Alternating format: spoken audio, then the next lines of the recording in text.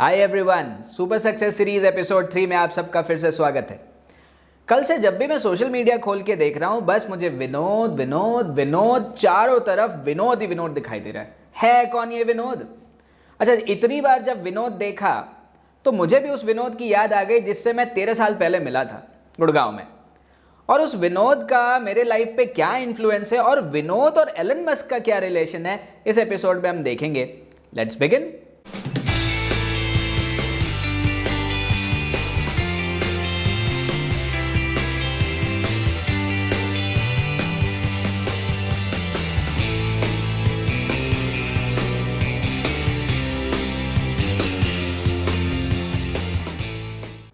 तो जैसा कि मैंने आपको बताया 13 साल पहले क्या हुआ, मैं आपको बताता हूँ। मेरा एक दोस्त है, गुड़गांव में एमएनसी में जॉब करता है, ही सीटीओ। तो क्या हुआ कि मैं जब वहाँ पे गया था तो उसने तभी नई नई गाड़ी ली थी, नया फ्लैट लिया था। एक्चुअली वो पहले मुंबई में काम करता था, उसके बाद वो दिल्ली आ गया, प्रमोटेड होके आ गया था। तो मैं दिल्ली में ही था, तो उसने कहा कि आ जाओ दिखाता हूँ, ऑफिस घर वर दिखाता हूँ। तो मैं चला गया उससे मिलने के लिए। उसका घर देखा, काफ़ी सुंदर था। तो फिर हम उसके ऑफिस जा रहे थे तो उसने अपने ड्राइवर को कहा, जिनका नाम था विनोद, कानपुर के रहने वाले, मस्त आदमी बिल्कुल, और पॉकेट में पान पराग हमेशा रहता था, शर्ट के ऊपर के 2 बटन खुले, मस्त आदमी बिल्कुल।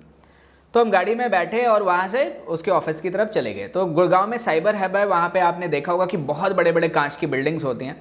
स्टार्टिंग में तो उतने नहीं थे, अब तो बहुत क्राउडेड हो गया, लेकिन पहले भी थे, बहुत बड़े बड़े कांच के बिल्डिंग्स थे। तो हम जैसे ही उसके ऑफिस पहुँचे तो मैंने क्या देखा कि उसके ड्राइवर ने जो गाड़ी है ना, वो धूप में लगा दी। गाड़ी धूप में लगा दी, जबकि थोड़ी दूर पे छांव था। तो मैंने उस ड्राइवर को कहा कि वहाँ लगा लो ना। उसने कहा नहीं कोई बात नहीं सर, यहीं लगाएंगे। और मेरा दोस्त मुस्कुराने लगा। उसने कहा कि तुम्हें बाद में पता चलेगा इसने यहाँ पे गाड़ी क्यों लगाई है। अच्छा, बाकी लोग जो आ रहे थे वो सारे के सारे शेड में गाड़ी लगा रहे थे, और इसने क्या किया, ये कड़ी धूप में गाड़ी लगा दिया। हम गए उसके ऑफिस, गए, बिल्कुल टॉप फ्लोर का ऑफिस, बहुत बढ़िया, सब कुछ अच्छा, कांच वाली बिल्डिंग, अच्छी कॉफ़ी वॉफ़ी पिलाई उसने, 1-2 घंटे हमने गप्पे मारे। फिर उसने कहा चलो वापस चलते हैं, ज़्यादा उसको काम था भी नहीं, तो मैंने कहा चलो वापस चलते हैं। जब हम वापस आने लगे तो मैंने क्या देखा कि जिन लोगों ने पहले शेड में गाड़ी खड़ी थी, अब उनके ऊपर कड़ी धूप पड़ रही थी, और जहां इसने गाड़ी खड़ी करी थी वहां पे छांव आ गया था। मेरे दोस्त ने कहा कि ये जो विनोद हैं ये पढ़े लिखे नहीं है ज़्यादा, पर इनको ये बात बहुत पहले से मालूम थी। ये जब भी आते हैं यही करते हैं, क्योंकि छांव में लोग जब गाड़ी आके पार्क करते हैं ना सुबह सुबह, तो वो छांव में पार्क कर देते हैं। उनको पता ही नहीं कि जब सन की पोजीशन चेंज होगी तो वहाँ पे धूप आ जाएगी और यहाँ पे छांव आ जाती है। मैंने कहा वाओ। और उसने कहा कि इस तरह से क्या होता है कि हमारी गाड़ी ज़्यादातर टाइम छांव में रहती है, जबकि इन लोगों की गाड़ी ज़्यादातर टाइम धूप में रहती है। Now I was so amazed by his forward thinking कि एक बंदा जो ज़्यादा पढ़ा लिखा भी नहीं है, वो कार पार्किंग के लिए भी कितना दिमाग लगा के सोच रहा है। देखो बच्चे, इसका हमारे रिलेशन से क्या है मैं बताता हूँ। इसको मैं मानता हूँ फॉरवर्ड थिंकिंग। दुनिया में बहुत सारे ऐसे लोग हैं जो फॉरवर्ड थिंकिंग रखते हैं, जो ऐसे हैं जो आगे का सोच के चलते हैं। मतलब वो अभी की शेड नहीं देखते, वो आगे का शेड देखते हैं, चाहे अभी धूप सहनी पड़ जाए। And that's a very important principle in life. जब आप आगे की सोच के चलते हैं लाइफ में, तो आप लाइफ में बहुत आगे बढ़ते हैं। एलन मस्क ने तो यही तो किया।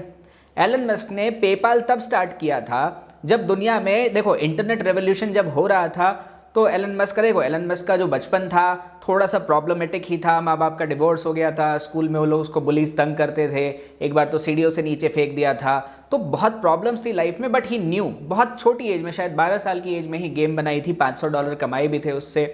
तो उन्होंने इस बात को देख लिया था कि जो दुनिया है ना, वो डिजिटल क्रांति की तरफ बढ़ रही है। तो व्हाट ही स्टार्टेड, सबसे पहले पेपाल बनाया था। पेपाल में क्या था कि it's an electronic method of transfer of money and all. तो वो काफ़ी सक्सेसफुल रहा था। हालांकि उसके सीईओ थे, उस कंपनी से उनको निकाल भी दिया गया था। बट जरा सोचो, 2002 में, 2003 में, जब दुनिया में सारी बड़ी बड़ी कंपनियां इलेक्ट्रिक व्हीकल्स के बारे में सोचती भी नहीं थी, सब पेट्रोल या डीजल व्हीकल्स बना रही थी, then he started establish the company for electric cars. और आज की डेट में टेस्ला जो है इलेक्ट्रिक कार्स में तो वर्ल्ड में नंबर 1 है ही, और फ्यूचर है, बिल्कुल फ्यूचर है। स्पेस एक्स, रीयूजेबल रॉकेट, यार कौन सोच सकता है। एलन मस्क ने, एक बात आपको बताऊं, स्पेसएक्स जब बनाया था, और स्पेसएक्स को बनाने में, रॉकेट्स को टेस्ट करने में सारे पैसे खर्च हो गए थे। लास्ट रॉकेट जो था, थर्ड अटेम्प्ट जो था, अगर वो थर्ड अटेम्प्ट भी फेल हो जाता तो कंपनी बैंकरप्ट हो जाती। जो करोड़ों अरबों डॉलर्स जो लगाए थे वो सारे खत्म हो जाते। बट लास्ट अटेम्प्ट में इट वॉज सक्सेसफुल। स्टार्टिंग में जो लोग हंसते थे उनके सपने को कि रीयूजेबल रॉकेट बनाओगे तो नासा क्या करेगी, बाकी स्पेस एजेंसीज क्या करेंगी, वही आज उनका उदाहरण दे रहे हैं। $1.5 बिलियन का कॉन्ट्रैक्ट नासा ने दिया स्पेस एक्स को। Now that is called forward thinking, just Vinod ji की तरह। This is the relationship between Vinod and who, Elon Musk. Elon Musk को मैं रियल लाइफ आयरन मैन मानता हूं। इनफैक्ट आपको एक बात बताऊं, बहुत कम लोग ये जानते हैं, आई डोंट नो एग्जैक्टली ये पॉइंट सही है या नहीं है, पर मैंने कहीं पढ़ा था कि जो आयरन मैन है मूवी, वो एलन मस्क की लाइफ से इंस्पायर्ड है, उसको रियल लाइफ आयरन मैन मानते हैं। और इनफैक्ट अगर आपने ध्यान दिया होगा, आप आयरन मैन 2 दोबारा देखिए, उसमें आपको एक सीन मिलेगा जहां पे आयरन मैन जब पार्टी में जाता है तो वहां एलन मस्क से मिलता है। तो बच्चे फॉरवर्ड थिंकिंग, लाइफ में कुछ आगे करना है, कुछ बड़ा करना है तो आगे की तो सोच के चलना पड़ेगा ना। देखो कोई भी आइडिया जो बड़ा होता है वो नॉर्मल लोगों को समझ नहीं आता। जब राइट ब्रदर्स ने कहा था कि हम हवाई जहाज बनाएंगे, लोग हंसते थे। अखबार में छपा था पहले पेज पे, मोरॉन ब्रदर्स हवा में उड़ने की बात करते हैं, और जब बना दिया तो कहा सेंचुरी, क्या था ये तो इन्वेंशन ऑफ द सेंचुरी है। यही तो होता है, जो मीडियोकर माइंड्स हैं वो आपके बड़े आइडियाज़ को नहीं समझ सकते। मैं तो कहता हूँ फॉरवर्ड थिंकिंग रखिए अगर लाइफ में आगे चलना है तो। लाइफ में फॉरवर्ड थिंकिंग रखना, आगे के बारे में सोच के चलना, जो मैंने लोगों से सीखा था उससे मुझे भी लाइफ में बहुत फ़ायदा हुआ। जैसे मैं आपको बताता हूँ, जब मैंने अपना करियर स्टार्ट किया था तो यहाँ एक ट्रेंड था। क्या ट्रेंड था कि यहाँ पे लोग पहले क्या करते थे, स्टार्टिंग के 6 महीने स्कूल सिलेबस की ट्यूशन्स होती थी जिसकी थोड़ी बड़ी फीस वो लेते थे, और फिर लास्ट के 6 महीने में कहते थे ऐसा है कि अब कंपटीशन की तैयारी कराएंगे, जिसको करना है करो नहीं तो जाओ।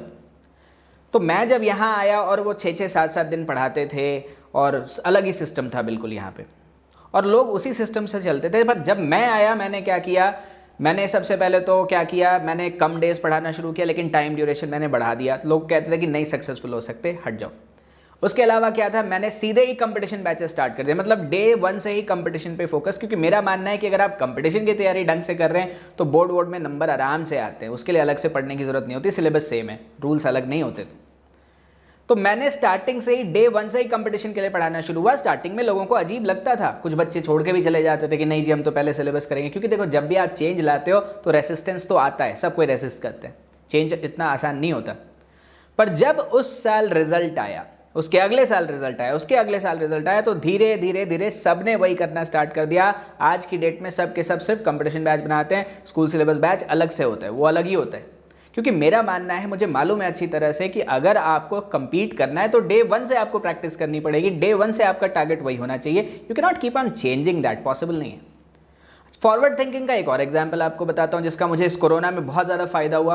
वो ये हुआ कि मैं अभी लास्ट ईयर अपने नए घर में शिफ्ट हुआ था, तो स्टडी रूम मुझे अपना डिज़ाइन करना था, तो स्टडी रूम मैंने बनाया, तो उसमें मैंने टेक्नोलॉजी सारी की सारी डाल दी। आई लव टेक, मुझे अच्छा लगता है, लेटेस्ट कंप्यूटर्स, फास्टेस्ट प्रोसेसर्स, ये सब में मज़ा आता है बिल्कुल। तो मैंने अपने घर में एक फुली फंक्शनल ऑफिस बना लिया। तो मेरी वाइफ ने कहा कि आपने ऑफिस तो बना लिया, यहाँ पे आप यूज़ तो करते नहीं, और ऑब्वियस सी बात है जब ऑफिसेस खुले हुए थे तो इनकी ज़रूरत नहीं पड़ती थी। यहाँ पे भी डिजिटल बोर्ड और हाई स्पीड इंटरनेट, एवरीथिंग जो भी कहते हैं, स्कैनर, प्रिंटर्स, एवरीथिंग जो ज़रूरत होती है सब कुछ है मेरे पास। तो हुआ क्या, जब कोरोना में अचानक से लॉकडाउन हो गया, अच्छा सारे टीचर्स को आदत है क्लासरूम में पढ़ाने की, मुझे भी आदत थी क्लासरूम में पढ़ाने की, पर मैं डिजिटल बोर्ड वगैरह पिछले 6-7 साल से यूज़ कर रहा हूँ। जब लोगों ने सुना भी नहीं था कि हाँ ये ऐसे पढ़ा सकते हैं, तो मैं यूज़ कर रहा था, मैं एनिमेशंस यूज़ कर रहा था, मैं स्लाइड्स यूज़ कर रहा था, पावर पॉइंट यूज़ कर रहा था। तो क्लास इफेक्टिव हो रही थी क्योंकि मैं आगे चल रहा था, लोगों से टेक यूज़ कर रहा था, बच्चों को भी मज़ा आता था, समझ भी अच्छा आ रहा था, रिजल्ट भी अच्छा आ रहा था, तो आई वॉज लविंग इट। पर जब ये कोरोना वाला स्टार्ट हुआ तो मैं बताऊं आपको कि कई लोगों को बहुत सारी चीज़ें चेंजेस करनी पड़ी। मेरे पास ऑलरेडी वो सब कुछ था। जिस दिन मुझे क्लास अनाउंस करना था, मैं बस अपने रूम में आया, सिस्टम ऑन किया, क्लास स्टार्ट। तो फॉरवर्ड थिंकिंग की वजह से मुझे बहुत ज़्यादा लॉसेस नहीं हुए। तो रीज़न वही है बच्चे, आपको भी लाइफ में अगर कुछ करना है तो फॉरवर्ड थिंकिंग रखनी है। अब बच्चे कहेंगे कि सर हम तो अभी छोटे छोटे बच्चे हैं, नन्हे मुन्ने बच्चे हैं, कोई 10th में, कोई 9th में, कोई 11th में, कोई 12th में, हम फॉरवर्ड थिंकिंग कैसे करें, हम थोड़ी रॉकेट बनाने लग जाएंगे। तो मैं अब आपको बताता हूँ आपकी लाइफ में फॉरवर्ड थिंकिंग का क्या मतलब है। फॉरवर्ड थिंकिंग का मतलब है बेटा, विनोद जी की तरह सोचो। अभी का शेड आपको नहीं देखना है। अभी का शेड क्या है? अभी का आराम। अभी आपके दोस्त हो सकता है गेम खेलने में बिजी हो, घूमने फिरने में बिजी हो, गर्लफ्रेंड बॉयफ्रेंड बनाने में बिजी हो, रहने दो, वो सारे के सारे टेम्पररी शेड में हैं। कल जब लाइफ में रियलिटी से सामना होगा, हार्श सनलाइट फेस करेंगे, रियलिटीज को फेस करेंगे, तो वो सर्वाइव नहीं कर पाएंगे। आप फॉरवर्ड थिंकिंग रखिए।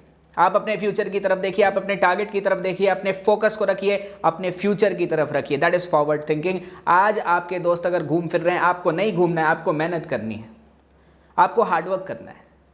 और जब आप कल जब आएगा तो सिंपल सी बात है बच्चे, आप क्या देखेंगे कि लोग स्ट्रगल कर रहे हैं, आप लाइफ एंजॉय कर रहे हैं, आपके सपने पूरे होंगे, आप घूमो, पूरी दुनिया घूमना ना, जितना खेलना है, जहां घूमना है, जहां जो देखना है दुनिया में देखो ना, कौन मना करता है?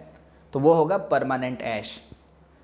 आपको भी फॉरवर्ड थिंकिंग रखनी है, आपका मकसद आपके गोल की तरफ होना चाहिए। देखो स्ट्रगल करना पड़ेगा, सबको स्ट्रगल करना पड़ता है, लेकिन अगर आपका फोकस है अपने फ्यूचर की तरफ तो फ्यूचर बना लेंगे। तो अभी आपको डिस्ट्रैक्ट नहीं होना है। लोग कहेंगे आ जाओ गेम खेलते हैं, नहीं खेलना है। लोग कहेंगे चलो घूमने चलते हैं, नहीं जाना है। टाइम पास नहीं करना है, आपको फोकस्ड हो जाइए, फॉरवर्ड थिंकिंग रखिए अगर लाइफ में कुछ बड़ा करना है। इनफैक्ट मैं एक बात बताऊं आपको, आप दुनिया के किसी भी बड़े आदमी की लाइफ हिस्ट्री उठा के देख लीजिए, सबके पास फॉरवर्ड थिंकिंग थी। आपको मालूम है जेफ बीजोस के पास अच्छी जॉब थी, जॉब छोड़ के क्यों ऑनलाइन स्टार्ट कर दिया? Because he saw the opportunity. यही बिल गेट्स के साथ भी हुआ, सब जितने बड़े लोग हैं सबने यही तो किया, फ्यूचर के बारे में सोच के चलते हैं वो। अगर आप फ्यूचर के बारे में सोच के चलेंगे तो ऑब्वियस सी बात है कुछ बड़ा करेंगे लाइफ में, कुछ ग्रैंड करेंगे, मजा आएगा। तो अगर आपको कुछ बड़ा करना है, आपको क्या करना है? टेम्पररी शेड नहीं देखना है। रूल यही है, आज का लेसन यही है, do not choose temporary shade for permanent sunlight. आज आपको क्या करना है? आज आपको कड़ी धूप सहनी है। क्यों? क्योंकि आने वाले समय में वो और ज़्यादा हार्श होने वाला है। आने वाले समय में आप एंजॉय करेंगे। मैं अपने दोस्तों से पहले अपना करियर स्टार्ट कर लिया था, बहुत पहले से पढ़ाना शुरू कर दिया मैंने। तो जब वो अपनी पहली जॉब में जा रहे थे उससे पहले तो मैं सेटल्ड था, वेल सेटल्ड था। अब मैं जब चाहूँ तब लाइफ में रिटायर हो सकता हूँ, प्रॉब्लम ही नहीं है। रीज़न क्या है? स्टार्टेड अर्ली, मैंने पहले मेहनत कर ली तो ठीक है, मैं लाइफ अपना एंजॉय कर रहा हूँ। अच्छा, द थिंग इज दैट आपको मैं इसलिए बता रहा हूं क्योंकि ये बहुत फास्ट मूविंग वर्ल्ड है बच्चे।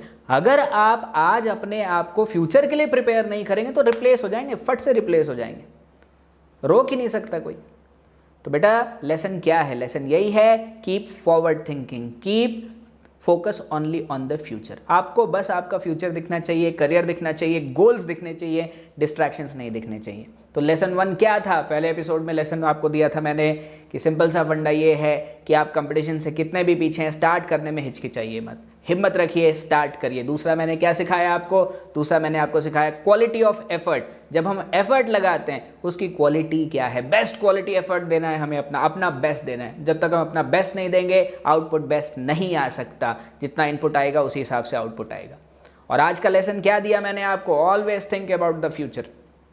नींद आ रही है? नहीं सोएंगे, क्योंकि अभी 1 घंटे सो जाएंगे तो हो सकता है हमारे एक आध 4 टॉपिक छूट जाए, क्वेश्चन उसी से आ जाए, रैंक हमारी फिसल जाएगी। सोएंगे ना आराम से।